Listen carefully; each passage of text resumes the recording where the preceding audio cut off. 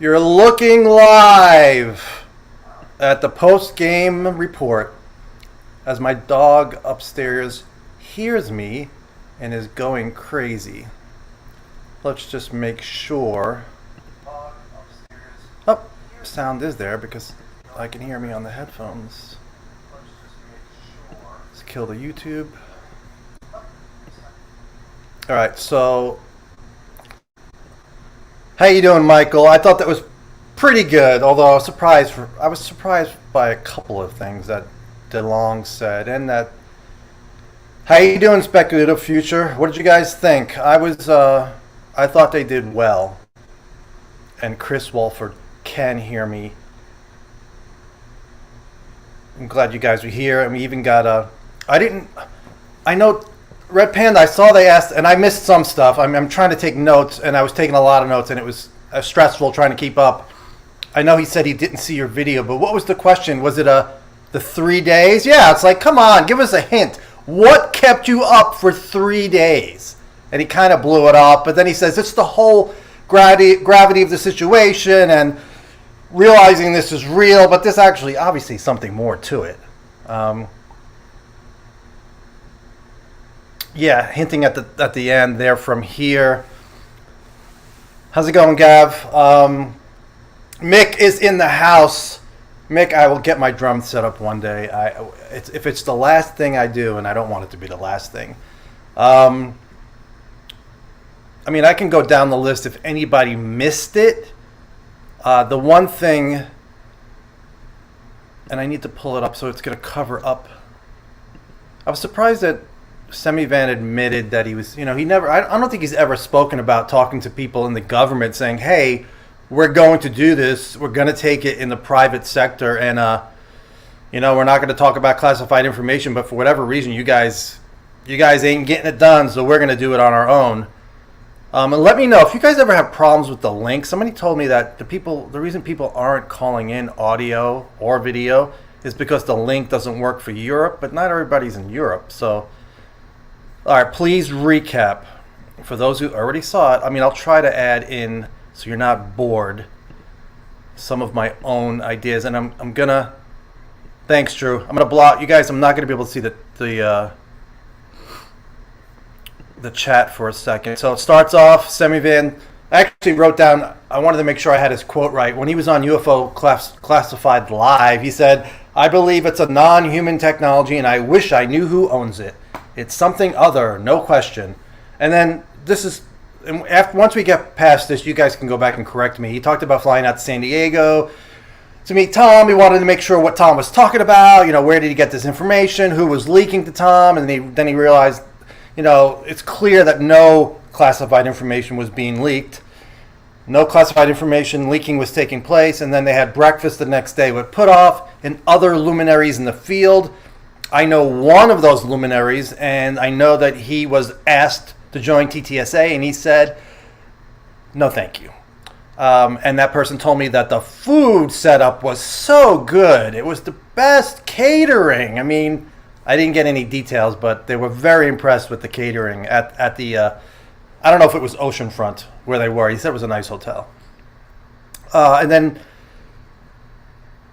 Tom asked if they wanted to be part of Ttsa. They shook hands and have been friends ever since. He didn't say if they agreed to be part of Ttsa right there and then, but I guess, I don't know. It's not that important if it was that time. Any other questions? I'll check back in the chat every now and then.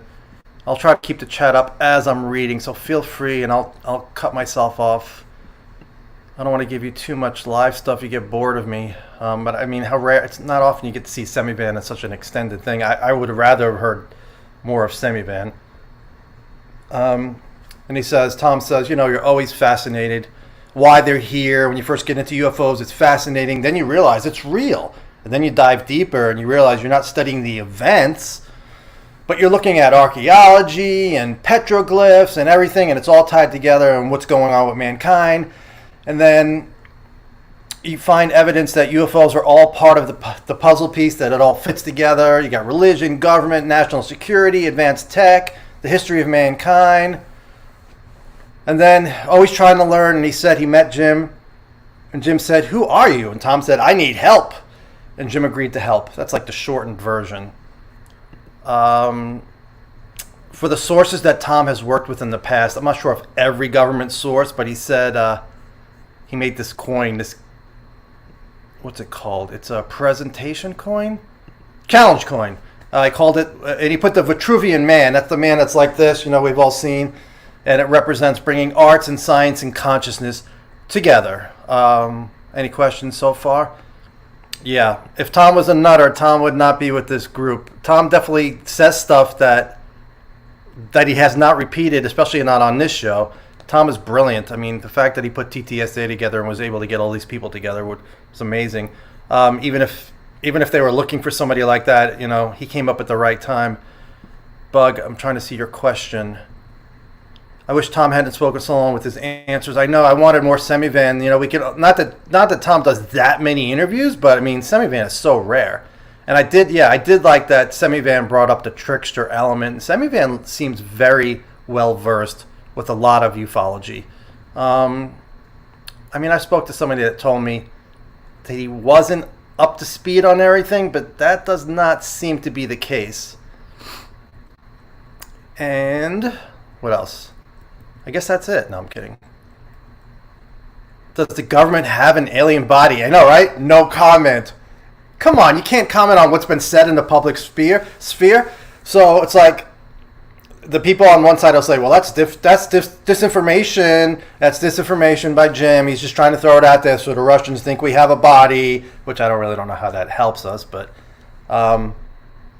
Jim did admit the past of the CIA. How is he not going to? It's on the public record with MK Ultra, and people talked about Mockingbird, and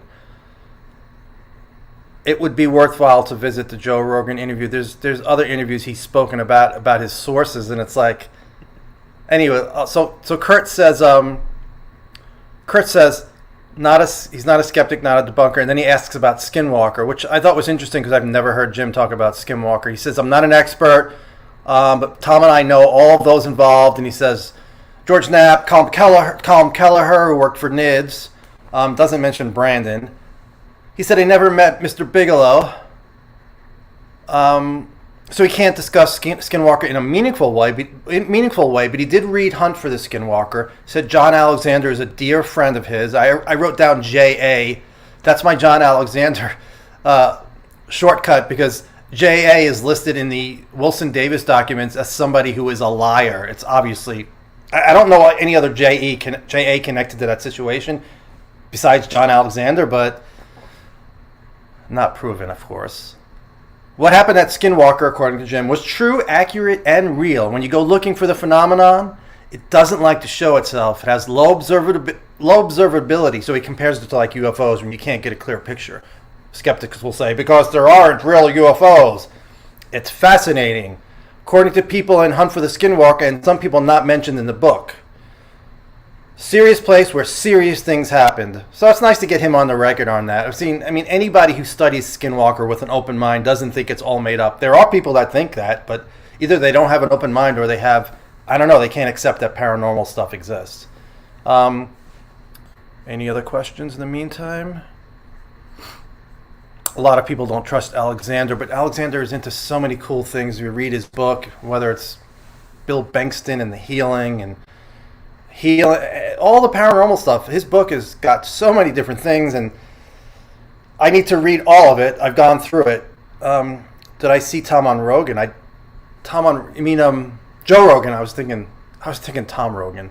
Yes, I did see Tom on Rogan. At the time, I liked it, and then I heard people saying, "What a disaster!"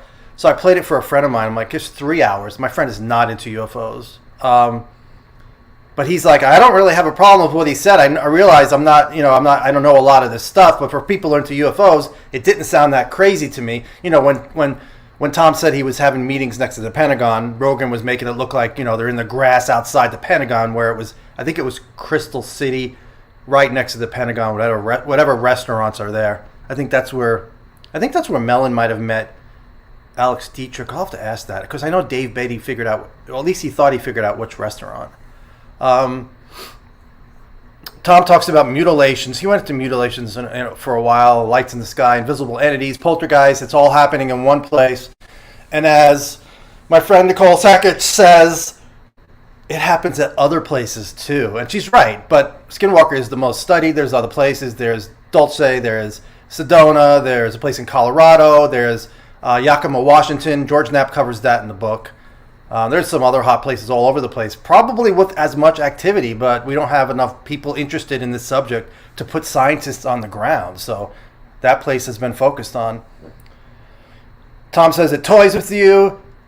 If it knows you want to see something, it was documented by PhD scientists. We know about Eric Davis, Dr. Eric Davis, and Colin Kelleher, and government scientists, documented over decades in that whole area in the Uinta Basin. To hotspots, so it's a great place to find out what's going on in one location. Gives alternate candidates for where they're from and what they're doing. It gives you alternate candidates for where they're from, meaning that, whatever's there, he doesn't think it's coming from another planet. And I think that's a fair assumption or speculation. It helps you, try to figure out what they are doing and how it all works. I'm not sure if it's all connected to the stuff at Skinwalker Ranch. It could be totally different than what other people deal with. The data does not suggest that it's ET. More about frequencies, dimensional, dematerialized, displacement craft that displaces our time like a submarine displaces water in the ocean. So I guess when they come here, screws with our time. He didn't get into details on that. He said Puthoff tried to understand that and related to attributes of propulsion. And then there are things adjacent to us that we don't see, don't understand, and every once in a while it crosses over, which Lou has talked about. He didn't talk about crossing over, but he talks about how, in the electromagnetic spectrum we can only see so much, and now maybe our technology is catching up to that. But I don't think our technology publicly has been that much advanced. I mean, we had the radar advances with the F-18s, but I don't know what other technology advances we've had that we can detect them now all of a sudden. And they're showing up visually, too, if you believe the 2019 stuff was UAP, which I wish they would have gotten into. Semivan mentioned the Navy. Tom says, yeah, because we're aware and can see it. Is it because we're aware of it and can see it, or is it because there's he's talking about Skinwalker, or is it because it's a geomagnetic area where it's easier to come through, or is it just everywhere? And it's probably everywhere, just maybe more visual there. I don't think Las Vegas has the kind of activity that Skinwalker does. You never know, though. We're so active with casinos and stuff, but you know what I mean. See any other questions? Joe, do you talk with John? No, I have not talked. I have not talked with him. I saw John Alexander lecture at the Atomic Testing Museum. My ex-wife, I went there. We used to go to all their UFO. They had like UFO events for like a year straight. It was great. Saw George Knapp there. I took people who were not into UFOs to see Knapp. They kind of liked it. And then Alexander we saw, and my ex-wife was like, he's really creepy. I think that's the word she used. His lecture was fine. It was a little boring for her, but I liked it. Guy Beckwith is in the house. So Guy and I worked on various reality shows together. And we had conversations in the car that I wish we would have taped, because they were really good, saying, you know what, some people think this is demonic. Could be, you never know. And then Guy would talk about the black-eyed children. Hopefully if Guy has a question. Good to see you, Guy. Yeah, I mean, I think several of us could do a better interview just because we know the subject inside and out and there's better questions to ask. I thought it was fine. And Guy, I have not seen all of the new episodes of Skinwalker Ranch. Supposedly the activity has picked up. I mean, it goes up and down, up and down. I need to see it and I need to write about it. Missed our chats too. Let me get back to Tom talking about mutilations. Oh, yeah. So Tom says government scientists are seeing something coming through in the sky. I don't know if he's talking about if that was before that happened, but yeah, they saw... Like it was almost like there was another world in the sky, and these objects were coming through. But he says the camera electronics are missing. So he said they saw something in the sky, and then they ran down, and they opened up the electronics, and everything was missing. I'm like, I don't know what he's talking about. I've never heard that story. Maybe he's talking about when the wires were pulled from the cameras, and there was nothing on camera. Even the one camera showing it didn't show it. And then he says scientists were walking in a field and then they turn around and a cow was gone. Never heard that story. I think one of the sons was walking and there was a cow, and then next thing you know, they turn around and the cow was mutilated. I don't think it disappeared. And then he said the cow had 2 broken legs, and the person ran in the house to get a gun, and when he came back out, it had 4 broken legs. I've never heard that story, so maybe he has insider information, or I'm not remembering. Talks about maybe it's an issue with time, an issue of moving from here to there, and people see the craft. It's just wild. Hollywood doesn't need to sensationalize. Yeah, I know, but they do. Talks about why mutilations occur and how maybe they're testing our food source. And Tom says he has ideas about that, not facts. He doesn't have science in his head. He heard scientists discuss tracking our food supply, which is a big part of what Christopher O'Brien wrote about in Stalking the Herd and his various interviews with him on YouTube. And Colin Kelleher wrote a book related to not bovine growth hormone. He wrote a book about mad cow disease. It's called Mind Food, I think. But you can go type in Colin Kelleher on Amazon. It's that book, and then Hunt for the Skinwalker. Tom says it's related to genetics, and genetics related to man, and blood samples and the glands, and activity has been happening for decades and decades in that area, and cattle mutilations too, and people have been studying it for 30 years, and it's happening in a way where we can't pull it off, talking about supposedly, allegedly, organs being pulled out without an incision, which I have not seen. Let me get back to you guys in a second. What other questions? Skinwalker makes Oak Island look professional. I haven't seen the second season. The first season I was disappointed with the way they edited it because I've seen enough editing to know fake reaction shots, and they were there. I saw the first 2 episodes of Skinwalker this year, and it was better. I don't remember a calf disappearing. I mean, there are bulls that were found in a trailer, which they should not have been able to get in the trailer, and I could be misremembering the calf story. So, Semivan says, I'm not a skeptic by any stretch of the imagination. He wasn't surprised when the UAP task force came out with the report and said he understood what it was going to be. And somebody texted me who's aware of how the intelligence world works, and they said that Semivan nailed this. And Semivan said it's just an outline of what they were planning on doing. They didn't have enough time to make a substantive report. Only 144 incidents, that's what Semivan says. From the Navy, he's like, oh my God. He goes, there are hundreds of thousands of incidents by credible people. I don't know about hundreds of thousands, but there's definitely, I would think, tens of thousands. I don't know if anybody measured. Maybe there are hundreds of thousands. Seemed like a lot. But since the 40s, he took shots at the Air Force, which was kind of cool. He's like, where the hell has the Air Force been? He goes, I don't know why. And then he said, well, I kind of sort of do, but then he doesn't say anything why. Most important piece was the Defense Secretary memo the next day saying, knock it off, the cat's out of the bag, we're going to go after this. People will have to answer questions and money will be directed to it. And he said, that is huge. Let's see. Yeah, Lavenda said it was the COVID hang-up was the problem with the next book of Secret Machines, War. I'm really curious to see how War is compared to how this interview was, because you watch this interview and there's no threat. They're just trying to guide humanity into the future and and mold us into the next evolution of mankind. I hope so. That would be great. So Jim says these UAP, or whatever the hell they are, they're not Russian and they're not Chinese and they're not ours. They're just not. Nothing left except something else. What is it? I don't know. On the UFO Classified show, I said it was a non-human tech. Best description. Science doesn't have the ability to look at this in a way that they want to look at it. Not their fault. There's no reliability, no predictability. That's the one thing with science. They want to have something that's replicable, but you can't have a UFO sighting and every day you're going to go and see it every day, although there are people who believe you can find patterns like that. Jim says, Semivan says it plays with us, teases us, cajoles us. It gets close, but not too close. Some have had close-up encounters and up close and personal, and others not. And then he mentions the Navy, and I think what he was saying was the 2009 incidents, but he didn't say, and I wish they would have pushed him on that because there's so much debate about 2019.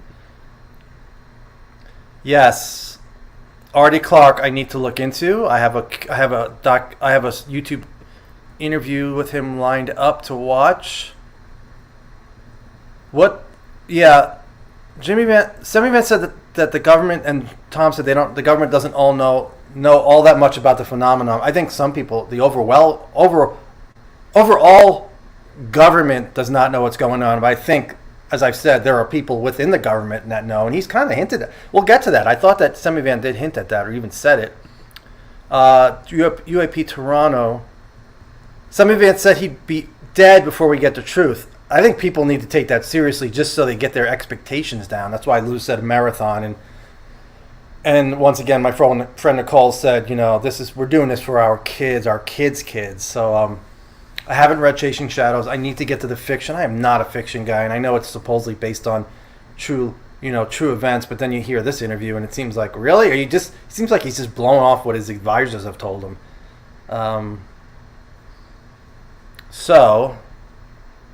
Yeah, Tom said on Rogan they're building an anti-gravity machine, and he hinted at that where he's saying we can't compete with Lockheed because of COVID and everything happened. But Semivan said it would take 100 years maybe for us to get that. Other people think we already have it, and it just have to get it out of the black world. I still don't know about that. And so Semivan mentions the Navy. He says, "What are these 2019 events, I guess. What are these events saying? What are they trying to communicate with us? Are they trying to affect us social culturally? Which is that's Jacques Vallée right there. I mean, that's the control system which he talks about. And that's our best hope. For whatever reason they want to affect us. It may just be for their own personal selfish reasons, but if it helps us in the end, that's great. If they're living here and they want to make sure we don't destroy the planet while we're still here and they're here, they could be shaping us culturally with sightings and close encounters. But I don't know. He goes, hell yeah, mutilations are real, but we don't know what it means, what's happening. It's a real fact. All of us are looking at it, and the whole phenomenon back to we're all looking at it, and it changes cultural norms change, things change. Are they here to change us? A cultural mechanism, and he gives a shout out to Vallée. Very difficult road ahead for scientists. Clearly not human as we know it. That's a great that's a great way to say it, because it could be human. I mean, I had somebody tell me that there are a lot of this is related to our relatives. This person said a lot of stuff, and one aspect is related to relatives of ours. So if it is, then that's kind of like a human. And then Jim, and we know about Lou, who said mankind's plural. So I don't know. It's different opinions from different people. Yeah, the we won't be alive is something. I think it's good to think like that, but doesn't mean you can't hope for progress. Things happen unexpectedly. I didn't expect 2017 to happen, so. Yeah, I know there are supposedly a lot of people who invented stuff, and they say they were suppressed. I mean, you had Hal Puthoff being asked by John Peterson if he said, Stephen Greer says that you and your family were threatened if you kept working on this technology, and Hal Puthoff nervously said, that's not true. It was really a weird, if you ever get to see that, it was a weird moment. Anyway, it's Greer, so why would Peterson bring that up, though? Peterson knows Greer. I mean, they had a falling out over the disagreement with the CIA briefing in 1993 with James Woolsey, and that I have no doubt that happened, and Greer was invited. You don't invite Stephen Greer to talk about what's for dinner if you're the head of the CIA. More Semivan, he said government perspective on this, and if I get back to your questions and I missed it, ask it again. As an intelligence officer for a long time, he talks about 1945, since the beginning, this has been going on, back to religions, mentions the Twining memo in 47, this is real and not fictitious. He says, mentions Project Sign, Grudge, Blue Book, Condon, came out, and Condi came out and they said, listen, this is all nonsense. We're not going to study UFOs anymore. And Semivan said, that is absolute nonsense. That's another great thing he said. Yeah, it went underground. He said, no way would the Air Force and the intel community not study this. There's no way they're going to give up on this. It's a very, very real phenomenon. I don't think it's a threat, he said. That was a big deal. So he doesn't think it's a threat. He has said it. Melinda Leslie said that he said that. So you know Melinda's reporting accurate information. Other people said, well, let him define specifically what it is as a threat. You know, what is he talking about? Let's hear him say it. I said, I want to hear him say it. He said it. So it's like, okay, I hope he's right. But I know there are other people that think differently. There may be some of this in deep black programs that they're not, telling, that means they're not ignoring it. They're studying it in deep black programs, which makes us think if they have 70 or 80 years of data, you're telling me, like he said, it's been seriously studied for the last 70 or 80 years. They got to have some better idea than we do. They have to. I can't be, they still may not have motive, but they have to know, at least what some of these beings look like if we have crash retrievals. Let's see your questions. Yes, this person meant relatives to humans. Our relatives.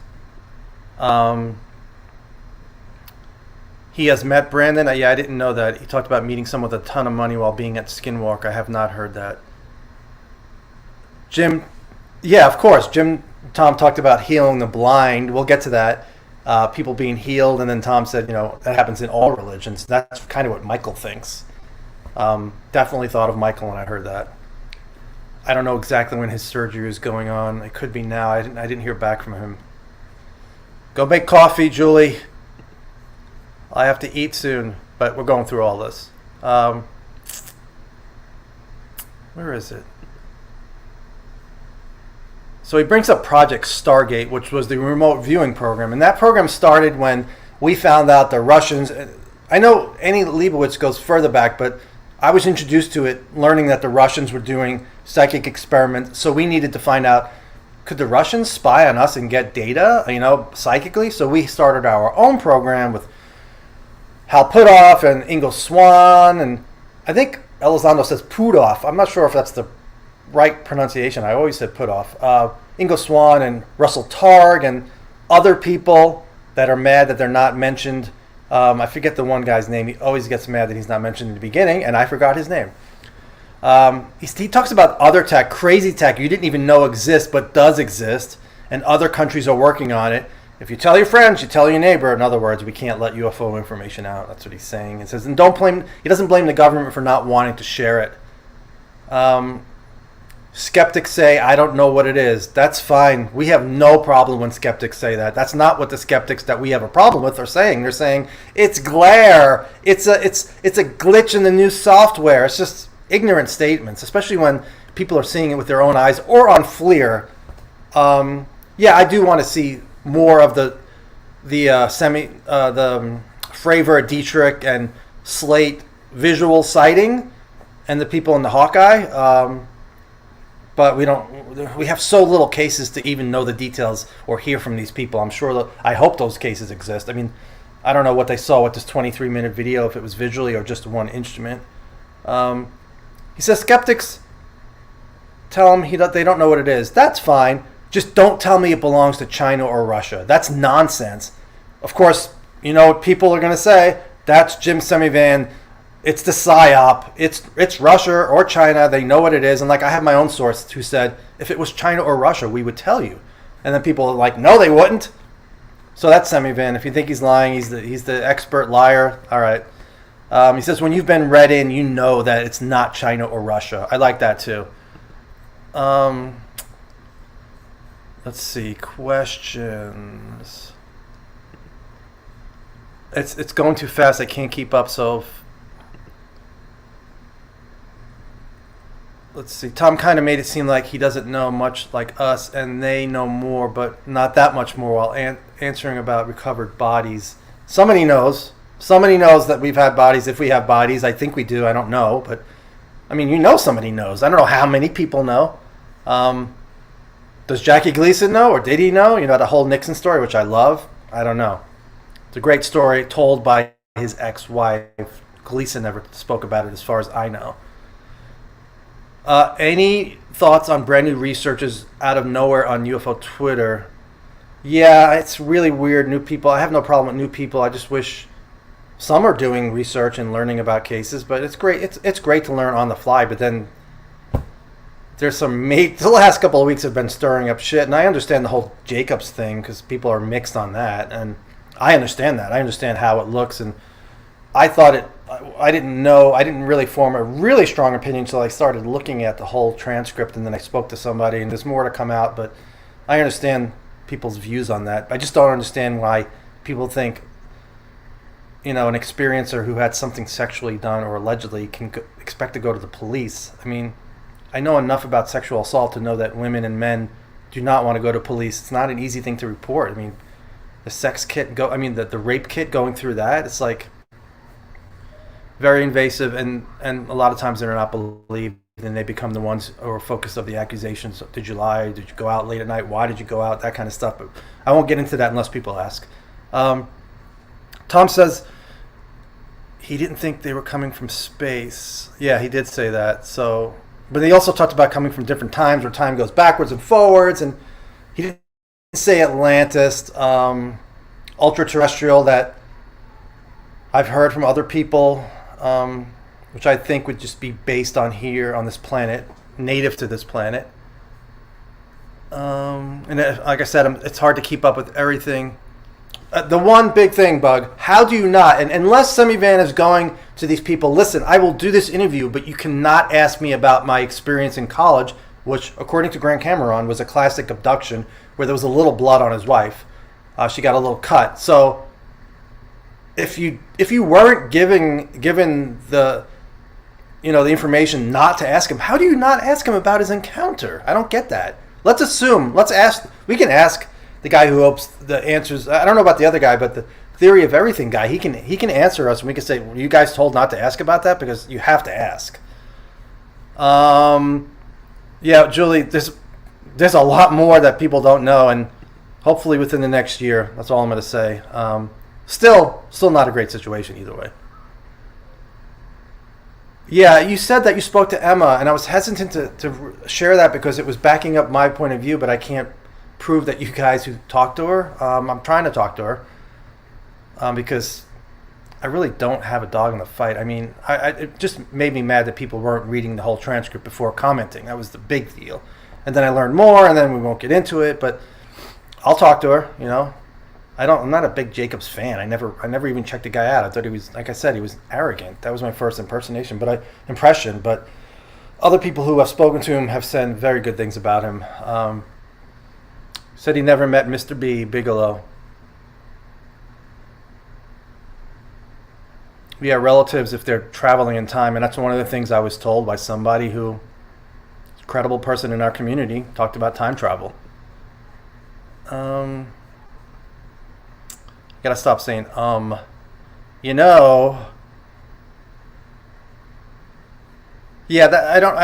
we'll have to ask about that. It really bothers me that people don't ask Semivan about his experience. I'm in DC and plan to go to Angeli's press conference. Does that seem legit to me? I think her background is legit. I spoke to the person who verified her background, so that checks out. But her experience, I have no idea. I mean, she has people in her family that said they had poltergeist activity. Okay, let's hear from them.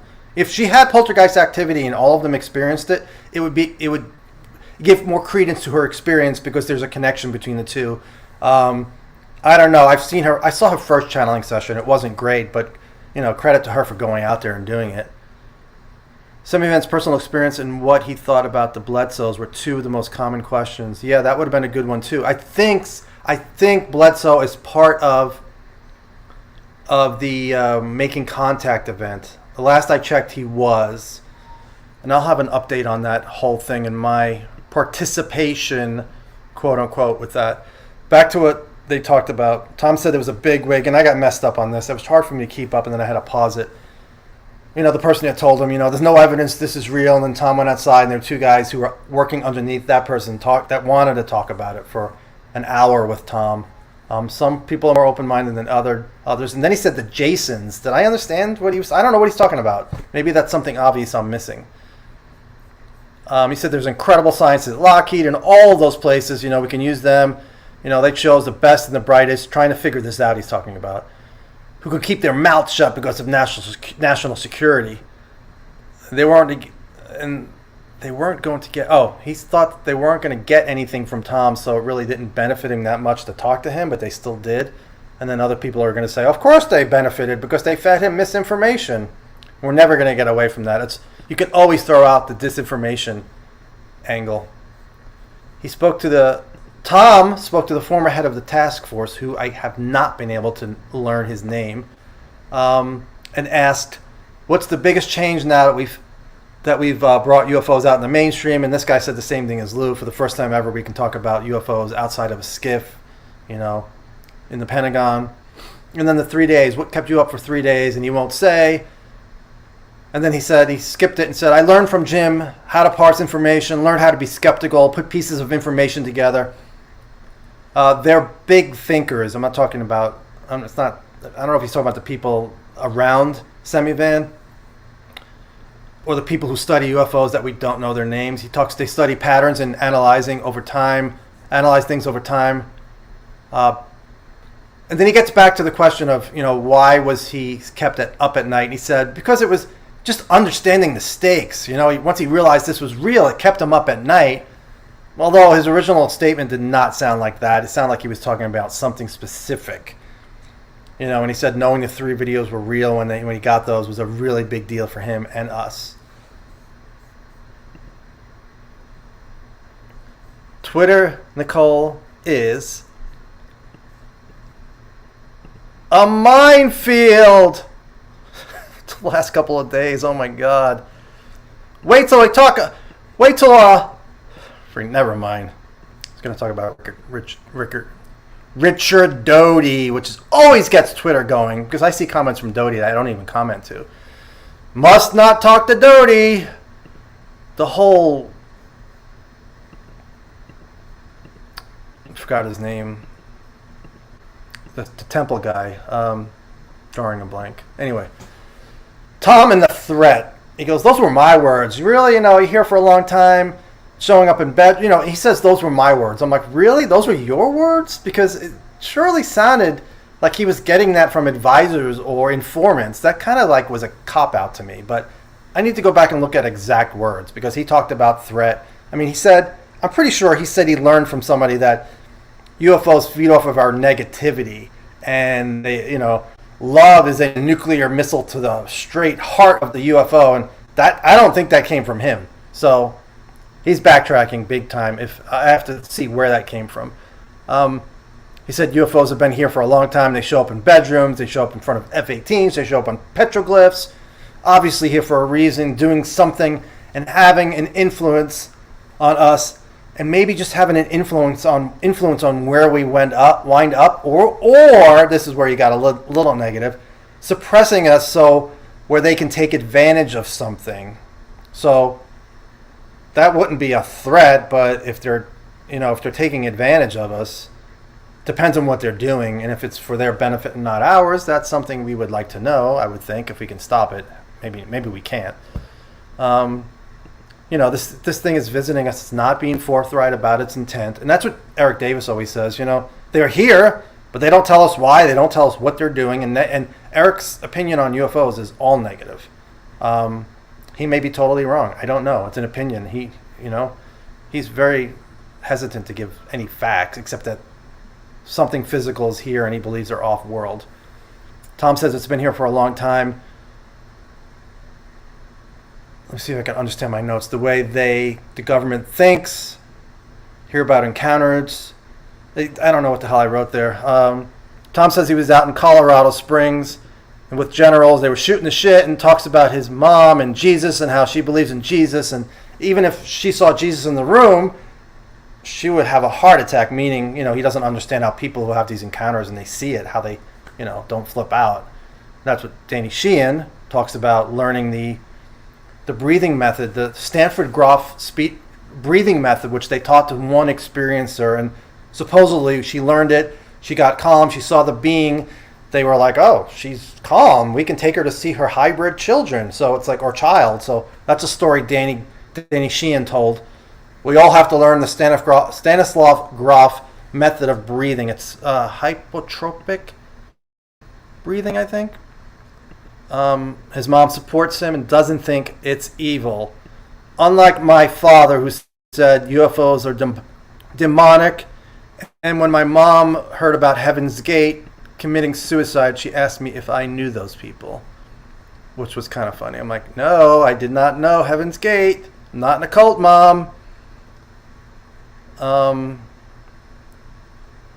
Yeah, Tom was saying they're already here, which he did say a couple of times, and threat versus intent. I don't know if they're a threat. I don't know if they're what their intent is. I don't know. It could be both. It could be neither.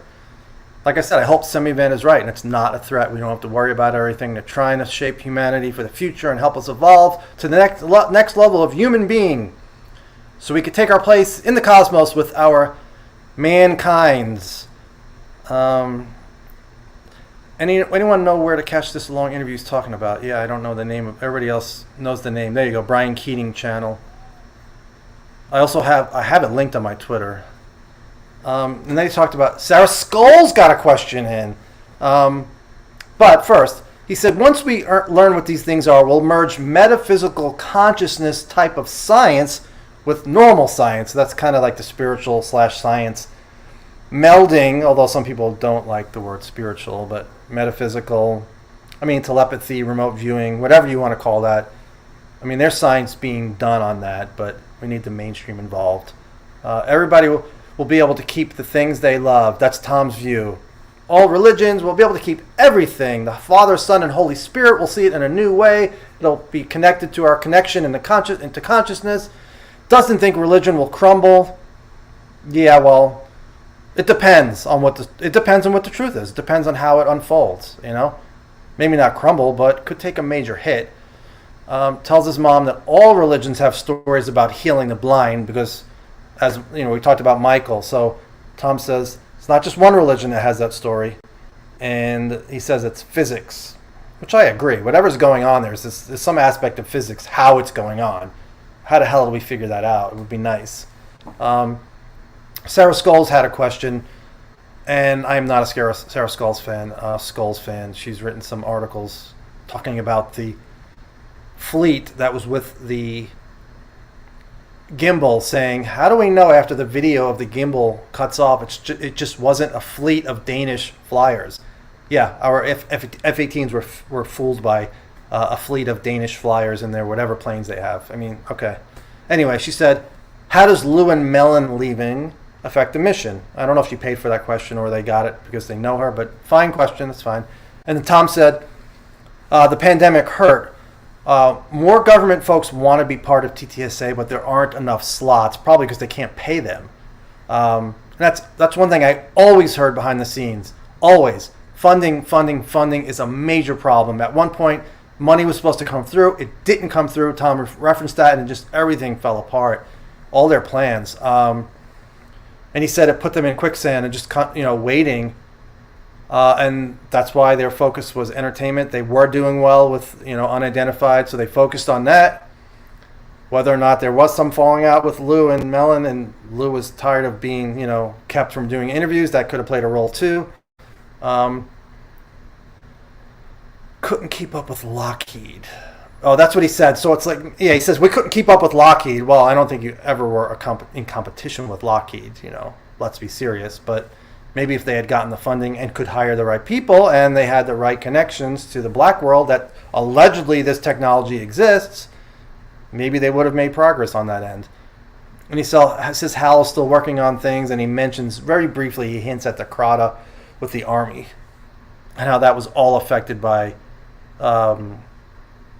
COVID, and mentions Mellon working behind the scenes with Congress and getting away from entertainment. We're getting there. Let's see if there's questions.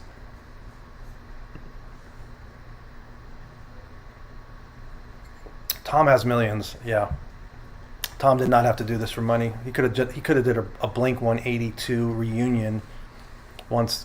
Now COVID is going. Put COVID aside, Tom could have went back to Blink, did a reunion, and cleaned up like you wouldn't believe, because his fans were clamoring for that, and I am not a Blink fan. Never have been. Don't like his voice. Don't like the other guy's voice. Oh,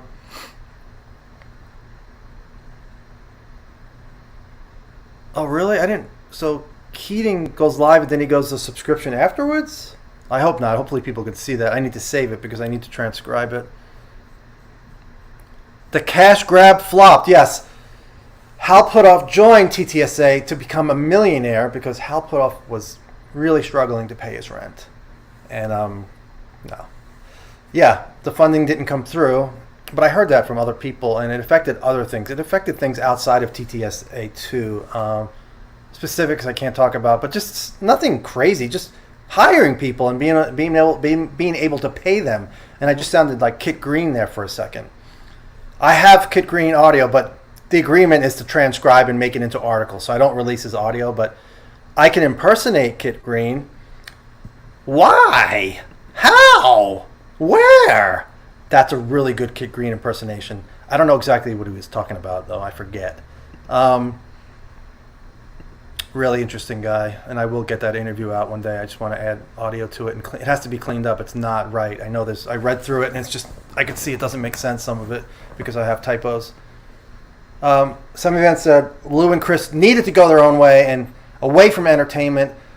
They're both doing a great job. Both are courageous. He met with Lou while he was the head of ATIP, when Lou was the head of ATIP, and he did some unofficial consulting. He said they're doing God's work. He mentions J.J. Abrams and how they mentioned that show was government disinfo, and I still have not watched it. So that Jim goes, it's rather insulting to me and all government folks. That was a little bit of my Semivan voice. You can't have disinfo, disinfo program in the government. Oh, yes, you can. They would do it and not tell us about it. And he said, I personally wouldn't do it, just like Elizondo has said the same thing. You have to judge their character. Is he putting on a front? I don't get that, but there will always be people accusing him of that. He says you can't influence the public. It's called an operation. You can't do that. That's why he doesn't like you going on shows, because I guess they could, edit his words. When he was in the CIA, he had lawyers all around him to make sure what they were doing was legal and no mistakes were made. Said they would, they couldn't do anything to harm a citizen. He goes, that's bogus. But I like Mick West. He said that. Mick West. I need to develop a Mick West impersonation. Is that true? Is that true, Jimmy? Do you like me? Do you really like me, Jim? I don't know about that. That's a weak Mick, but it's my first attempt. The last 10 years, Jim says. Wait, let's see. Any questions? Yeah. I don't think they ever had enough money for a spacecraft. They were going to have to get some deal. I think Tom talked about making some deal with an aerospace corporation. That did not happen. Did I really think they were going to create a craft? I mean, that wasn't on my list of expectations, but it would have been cool. Crota supposedly got hit with issues related to the COVID, but I don't think that's dead in the water. But it would be nice if they told us either way. Yeah, lawyers, I get it, but he did address that later on as far as the law, and he did not hide from the past of the United States government. But if you think the government is still doing stuff on us, the whole echelon thing, so, But as far as, like, overtly, like, going out of their way and creating disinformation for us, he says no. Jim says the last 10 years he consulted with the intel community and worked on counter-biological weapons. He worked on pandemics, talked about the pandemic, sat in with people who did nothing but talk about the coming pandemic. He warned people over and over. It was just a question of when, he said, but nobody listens. The government doesn't listen. Congress doesn't listen. The Senate doesn't listen. So it's just like 9/11. He talks about the vaccine, and he said, yeah, I don't know the science of it, but he said they don't want to create or even talk about creating something until COVID actually was here. They waited. He says UAP are low probability, high impact events. And he does not think that UFOs get the kind of attention they deserve, of course. And then Kurt says, wait a second, the government doesn't test against us? What about MK Ultra and Mockingbird and Blue Book? Although I don't know why you brought up Blue Book. unless he meant Condon or the what's the other one? My brain is fried. He says, Kurt goes, the government does illegal stuff, Jim. And Jim says, of course. Government has done some terrible things. Take MK Ultra and experimented with hallucinogenics. Terrible program. And they burned the files. He said Condon was a total whitewash. We'll make fun of people who see UFOs. This is why they were taking it private. They told highest level government that they were doing this.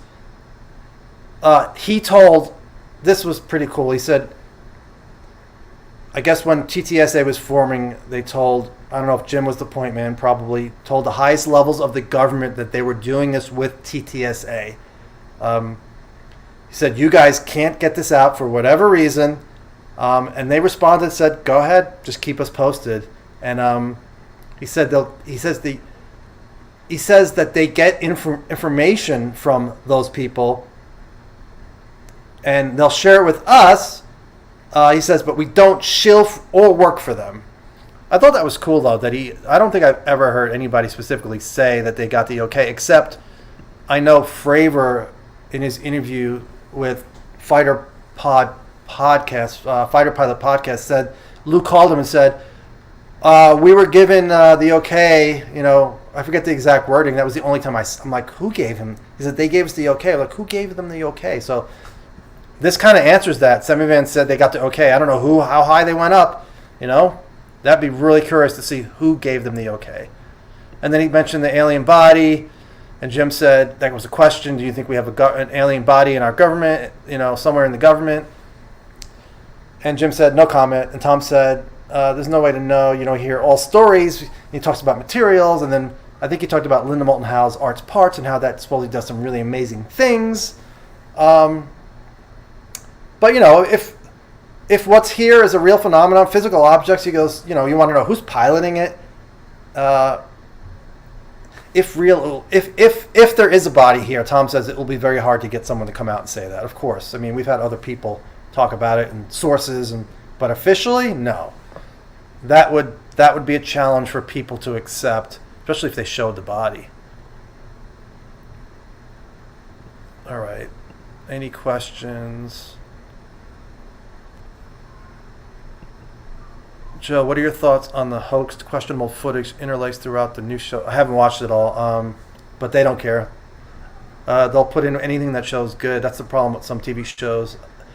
I went back and looked at Unidentified. Unidentified was really good. I mean, it was solid. It was shot well. It wasn't sensationalized.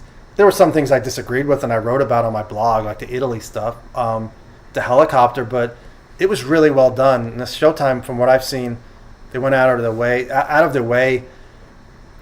know that Disinfo really pissed people off, that angle, and I need to see it. Joe, how are you feeling about Lazar lately? I think he's a con artist. I don't know. I can go either way. Like I said, George Knapp, Jeremy Corbell never held it against me when I was skeptical. And then when I was 100% Lazar last year, when I lost my wits, not that he's lost my wits, but I was so excited about the New York Times crash retrieval article and, putting 1989 together with Bob Lazar and then Eric Davis saying the program stopped in 1989. And I'm like, I think Lazar is real and it's true. And I was a believer for a little, very short period of time. And I told Eric Davis and he was like, okay. He's like, why? And then he told me some things, just more of the same that was in my article, just people he talked to. And so it's like, and then as time went by, I'm like, okay, I'm back to 50-50. Yeah, I was too excited last year. Then right before the New York Times article came out, when Tom said the Jasons, what the F did he mean? I don't know what the hell the Jasons are. Dennis Ovens, I don't know, or Numan. I don't know what the hell he's talking about. I'm like, is this something I should know? The Jasons? I have to re-listen too. He talked about Avi Loeb. Oh, wait, let's see. If they're so advanced and they influence, I think this is Tom talking. Let me see. Yeah, he says, if they're so advanced and they influence us, if they've been around for a long time, and that doesn't make sense, but he says, so far, maybe they're so far beyond us, and they're so far beyond worrying about our DNA. You know, it would probably be unnerving for the truth to be told. Very complicated. There's a lot that we don't know. Tom said the government coming out before they know what we're dealing with makes no sense. I'm like, really? Come on. So we have to wait until the government knows exactly what's going on for them to come out and say that? Give me a break. That's ridiculous. If they have information, share the information. I couldn't believe he said that. It's like, yeah, I know you worked with these insiders, but that's BS to me. He said UFOs have been picked up by satellites, thermal imaging, spy satellites. He mentioned how Mellon, I'm not sure if this is Jim or Tom, he said Mellon has spoken about how we need to get those sensors and adjust the software so they can pick up these objects. So many more videos. This is definitely Tom. Doesn't think they're coming from space. Better to monitor what's materializing in this realm. And materializing, either they're coming from another dimension. I wish he would have spoken about being created at the nano level, because even Jacques Vallée has spoken about that. Chris Mellon has hinted at that. I have to find that quote from Chris Mellon. There's somebody among that, either Mellon or Jacques Vallée, that said maybe the human DNA, maybe their DNA matches us because they can create beings, they can make the DNA whatever they want. It might have been Mellon. I need to find that. Could have been Vallée. He's not saying there's not life out there, ET, visiting us via drones. All right, drones. Why? I don't think he's ever spoken about drones before. Maybe people are hammered. I know Mellon talks about drones. And he talked about time going both ways. There's an article on that at the time it came out, he mentioned it. And things can pop in and out of here. Maybe in Utah it's just the future, at Skinwalker. And he said, look at frequency and duality and something else, which I could not get. Talks about Avi Loeb. Tom said it's really good for anybody that does that. I heard from somebody privately that they're worried about where the money's going to go, if it's going to go to those folks and what their pet projects are and not UFOs. All the conversations he's had with people who know a lot, he said his advisors told him a lot of things, and Tom realized how wrong he was with his previous opinions. Over and over, they would correct him. And he said, he gave an example, a very important person that he met early on before Jim, very high-ranking person. He had a 2-hour conversation with someone who said, this isn't real. We've heard that story. And this doesn't exist. This person was setting up a venture to look for life elsewhere in the universe, some other project. So there was lots of money involved.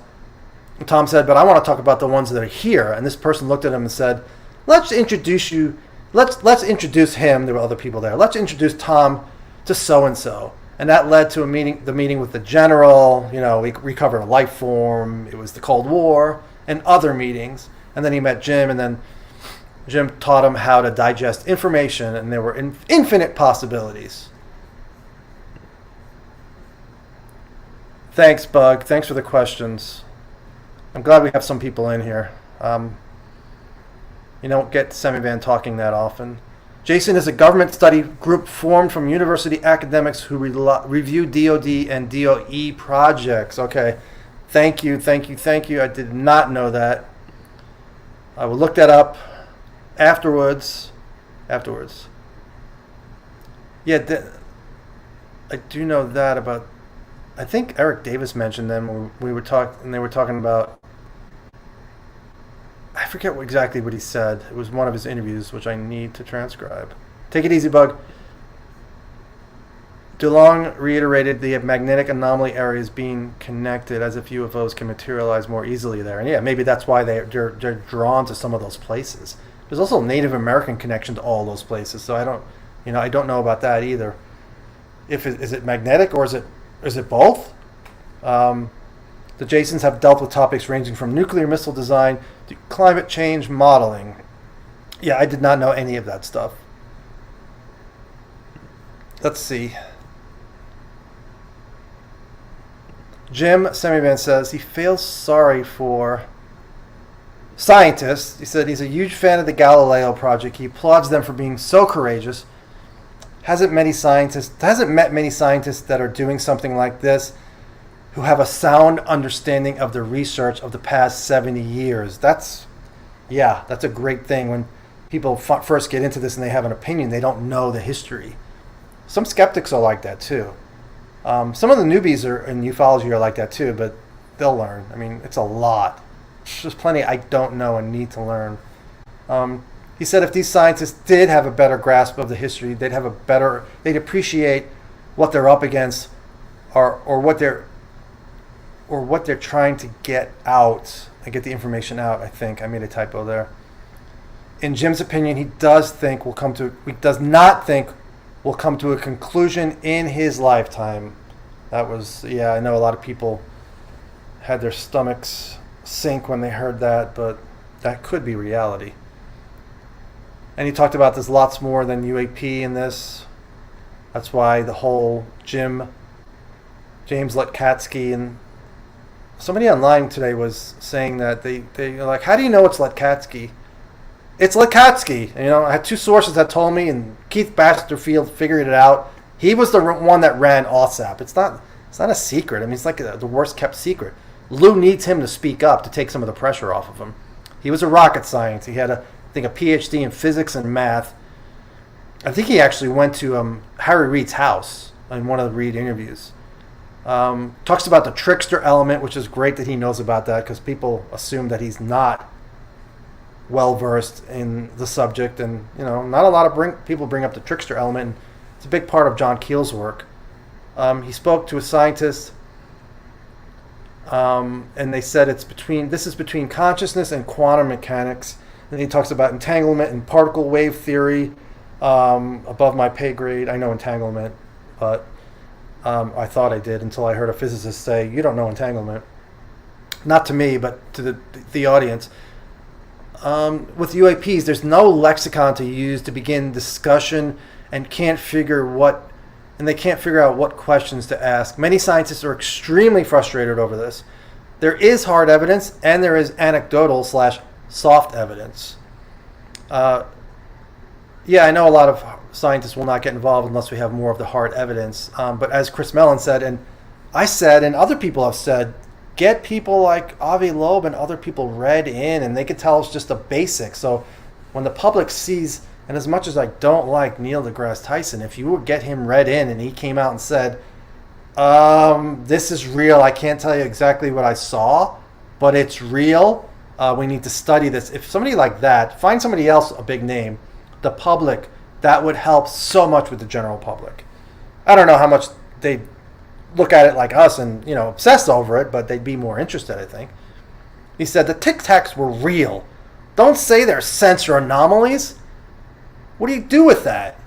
He likes Galileo. I said that already.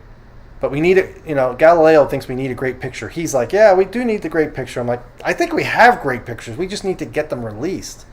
And as Lou said, we already have it. We have videos. Can't give away sources and methods, though. All right, then take a freeze frame of it. Jim takes his hat off to Greer, which a lot of people probably batted an eye at. Like, really? He said he did a lot of great work early on, which I agree with. Mentioned CE5, the question, and Semivan said, no comment.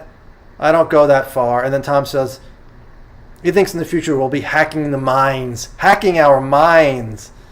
Listening to what people are thinking. Yeah, that can't go wrong, right?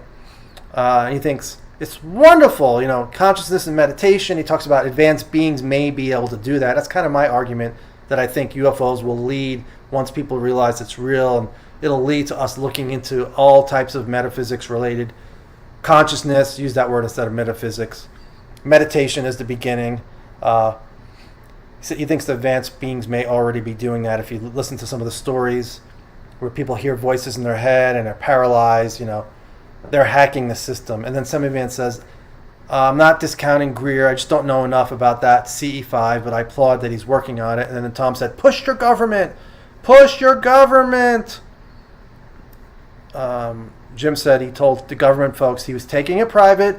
Once again, he reiterated, said he won't discuss classified data. But he said the government does not own this data. It doesn't appear just to carrier strike groups. It appears everywhere around the world. And he mentioned think Bangladesh and some other place. He said humans need to get together. Reality isn't. Let's see. Reality isn't quite all right. What we agree on, what reality is, isn't quite right, and I agree with that. I think we need to. There's something off that we're missing as a species. He said something else is going on, and we need to figure it out because that's what we do as human beings. I agree. And then Tom said the second show would be more about what the phenomena is doing and what it's about, which is great. So that is the summary. Any questions before? An hour, that was fine. Yeah, the 23-minute video. Somebody today I was talking about, I said, would it make a difference? I'm like, it would make a difference with a lot of people. If it's as good as he claims, if we've heard, I don't know details, but yeah, it would make a big difference getting people interested in the subject, especially the general public. If they release a 23-minute video and it's as clear as Lou said, it's all over, it would awaken the masses, I think. Most people, I don't know majority, but it would awaken a lot of people. And like I said, if your questions are above, ask them again. I'll stay on for 10 more minutes. Yeah, I mean, the whole Greer false invasion, and there's other things. There were questionable witnesses, and when he did his disclosure project in 2001, and although some people like those witnesses, so and Sheehan helped him vet those witnesses, which if they're, mixed feelings about that because I wasn't a fan of some of those witnesses. I think Eric Davis called it the shotgun effect. Some good, some not so good.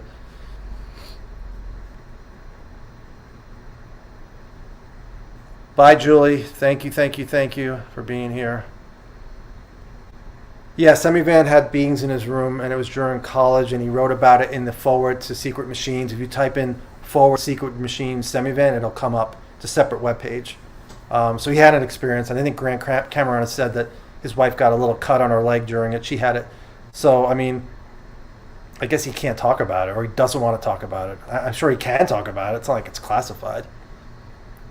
Yeah. There's a lot of things Greer says that some of them are amazing. I'm like, I hope that's true. I hope we can look into another dimension and see those beings. I mean, he said that. He said there's some negative beings in other dimensions, but ETs are all good according to him. Hey, Semivan said, hey, there's no threat. Maybe because there's no ETs here. Maybe the person who told me that there was all these different groups here was pulling my leg. I don't know. I think Eric Davis has talked about how it's here and it's in a shadow biome, and they're using other dimensions, whether extraterrestrial or not extraterrestrial. They're still using other dimensions. He did not come to a conclusion. I read Ross's book, before the interview. I read the entire thing and took notes, and it was a lot to get to. And then I didn't even get to those questions because we ran out of time. I liked Ross's book a lot. The big thing about Ross's book is he got Tom Wilson to say he did not know Oak Shannon. And Oak Shannon, if you know the notes, set up the meeting between Wilson and Davis because he knew both of them. And when Billy Cox interviewed Oak Shannon last year or the year before, Oak said, I know Wilson, I know Davis. If this has caused embarrassment to Tom Wilson, I apologize. That wasn't my intention. Tom Wilson is I forget the word he used, admirable man. And then Wilson says, I don't know who the hell Oak Shannon is. So Billy touched back with Oak Shannon. Oak Shannon says, I know Tom Wilson. Or I did know Tom Wilson because it's been a while. And he said, it's not a huge deal, but it's a big deal. Oak Shannon says, when Billy says, do you want to talk about how and when you met Admiral Wilson? And Oak Shannon will not say. So probably because if you knew how they met, you would say, obviously they know each other. Tom Wilson is lying. So, it's nice to see Ross's documentary being available everywhere else. I mean, he said it was not hacked, but bootlegged everywhere. So I'll watch it again, though. I'll give them the views. I liked it a lot. Laundering metamaterials, but I didn't hear that. Hold on, there's another question. Semivan has at one point claimed that they're probably indifferent towards us. I don't think that's bad at all. No, that would be good.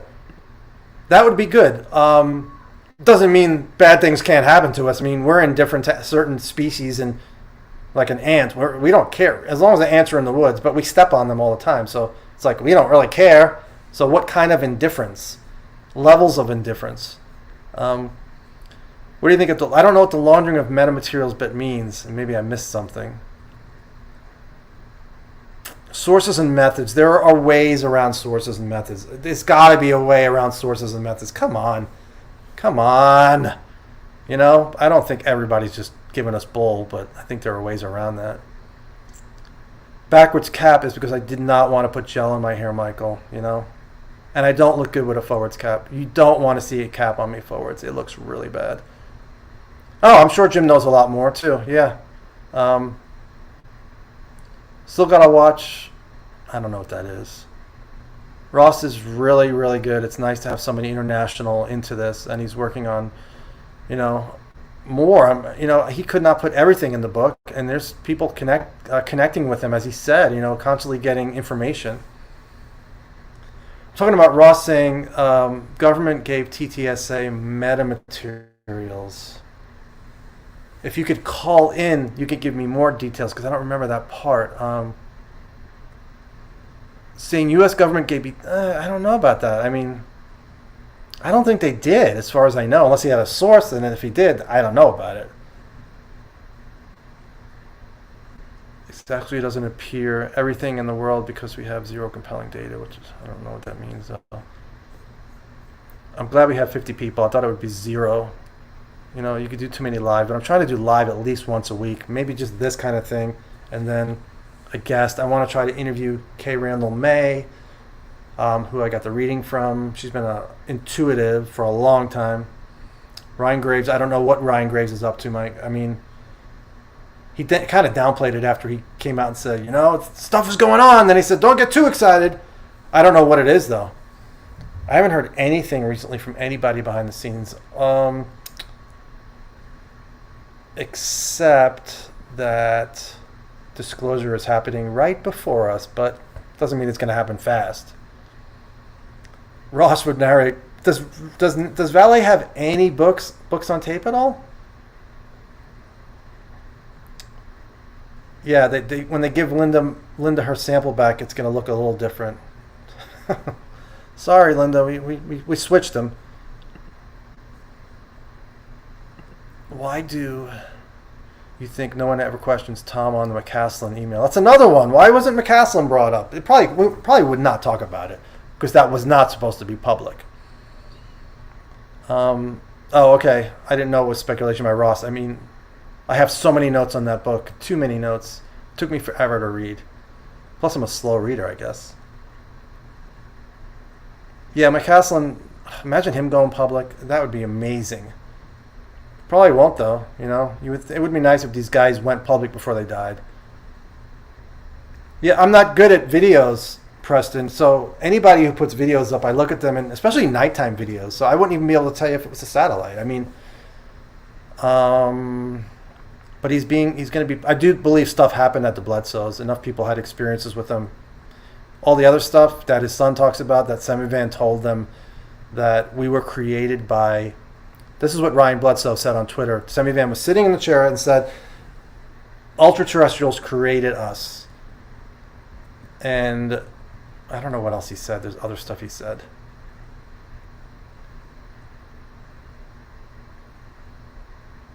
Ross said on Celebrity Review that the U.S. has their frequency. Yeah, that's from the Bob Fish Wikileaks stuff. Check it out. Check it out in Ross's book, though. Ross interviewed him. It's really great. They can figure out the frequency of these UAP coming in and out of the ocean, apparently. And this guy's like, he goes, I can't tell you the frequency because then Russia or China would build a craft with that frequency because supposedly once we see that frequency, we're like, that's the UFOs, just let them be. So if Russia or China knew that frequency, they would create a craft with the same frequency and then we would just leave it alone. It's a really good interview, and there's stuff in the WikiLeaks stuff that deals with it too, which I missed. Lots of stuff I've missed. Oh my God, I would love to have Semivan on. I should ask if anybody from Ttsa would come on my show, which I don't even have a name for. The old show's name was the UFO Joe Show. I guess that works. Michael, I haven't heard from him. Hopefully he does well with his surgery. Did Semivan reveal why he uses Melinda Leslie as a mouthpiece? She claims to have had alien hybrid children and sells UFO tours. I don't know about her tours. I've heard good things about her tours. My Labs, you would think My Labs, it's like she has talked about him commenting on My Labs. I don't remember details, but My Labs are something I have not rejected. I interviewed her in 97. I don't know what to think about it, though. As with most things in the phenomenon, we don't have evidence for it. Yeah, Valet should do more audio, or at least have somebody do it. Ttsa Ranch, I've heard mixed things about. Somebody said that they were same thing, seeing satellites out there. Michael Vi is great, thank you. I invited him on today, but he was busy. There's so many more topics that we can get into with Mike Vi. He has a lot of opinions, especially about this. This would have been good for him, but he had a pre-planned engagement, unfortunately.